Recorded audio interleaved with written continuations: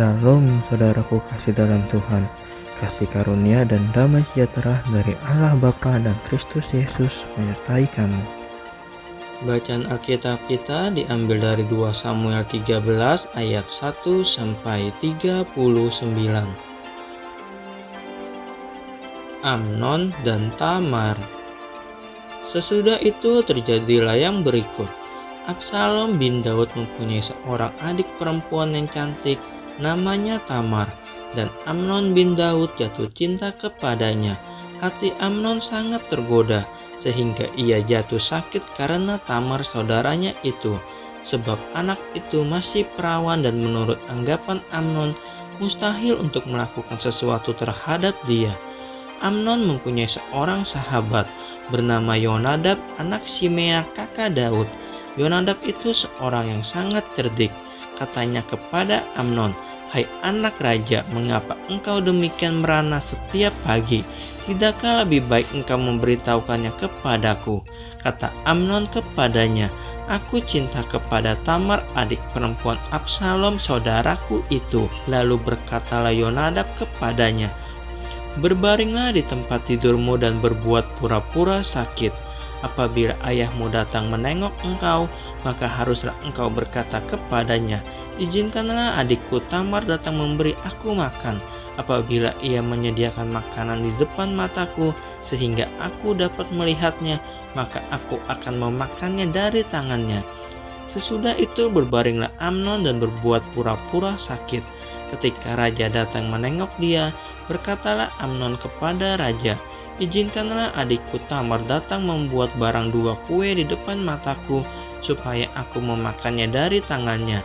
Lalu Daud menyuruh orang kepada Tamar ke rumahnya dengan pesan, "Pergilah ke rumah Amnon kakakmu dan sediakanlah makanan baginya." Maka Tamar pergi ke rumah Amnon kakaknya yang sedang berbaring-baring. Lalu anak perempuan itu mengambil adonan, meremasnya dan membuat kue di depan matanya. Kemudian dibakarnya kue itu. Sesudah itu gadis itu mengambil kuali dan mengeluarkan isinya di depan Amnon, tetapi ia tidak mau makan. Berkatalah Amnon, "Suruhlah setiap orang keluar meninggalkan aku." Lalu keluarlah setiap orang meninggalkan dia. Lalu berkatalah Amnon kepada Tamar, "Bawalah makanan itu ke dalam kamar, supaya aku memakannya dari tanganmu." Tamar mengambil kue yang disediakannya itu, lalu membawanya kepada Amnon kakaknya ke dalam kamar.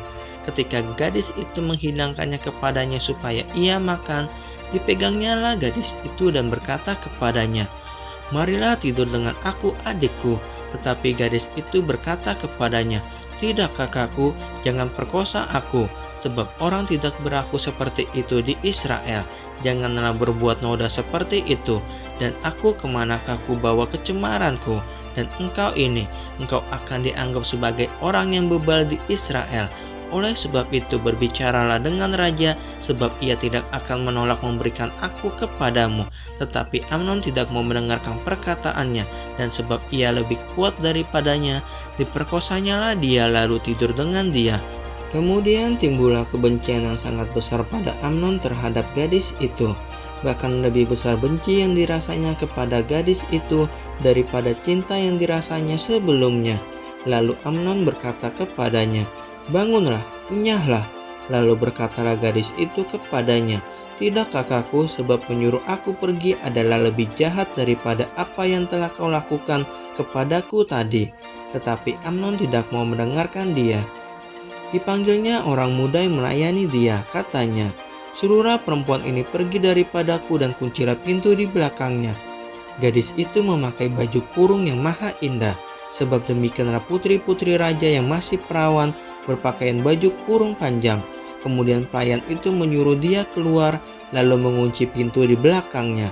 Lalu Tamar menaruh abu di atas kepalanya, mengoyakkan baju kurung yang maha indah yang dipakainya, meletakkan tangannya di atas kepalanya, dan pergilah ia sambil meratap dengan nyaring.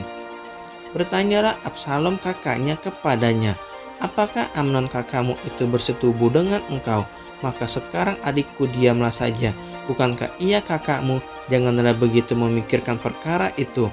Lalu Tamar tinggal di rumah Absalom kakaknya itu seorang diri. Ketika segala perkara itu didengar Raja Daud, sangat marahlah ia. dan Absalom tidak berkata-kata dengan Amnon baik tentang yang jahat maupun tentang yang baik. Tetapi Absalom membenci Amnon sebab ia telah memperkosa Tamar adiknya. Amnon dibunuh, Absalom melarikan diri. Sesudah lewat 2 tahun, Absalom mengadakan pengguntingan bulu domba di Baal Hazor yang dekat kota Efraim. Lalu Absalom mengundang semua anak raja. Kemudian Absalom menghadap raja lalu berkata, "Hambamu ini mengadakan pengguntingan bulu domba. Kiranya raja dan pegawai-pegawainya ikut bersama-sama dengan hambamu ini." Tetapi raja berkata kepada Absalom, "Maaf anakku, jangan kami semua pergi supaya kami jangan menyusahkan engkau." Lalu Absalom mendesak, tetapi raja tidak mau pergi, ia hanya memberi restu kepadanya. Kemudian berkatalah Absalom, "Kalau tidak, izinkanlah kakakku Amnon pergi beserta kami." Tetapi raja menjawabnya, "Apa gunanya ia pergi bersama-sama dengan engkau?" Tetapi ketika Absalom mendesak, diizinkannya Amnon dan semua anak raja pergi beserta dia.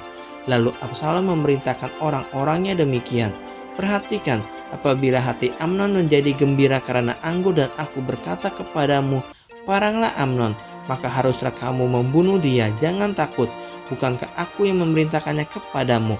Kuatkanlah hatimu dan tunjukkanlah dirimu sebagai orang yang gagah perkasa."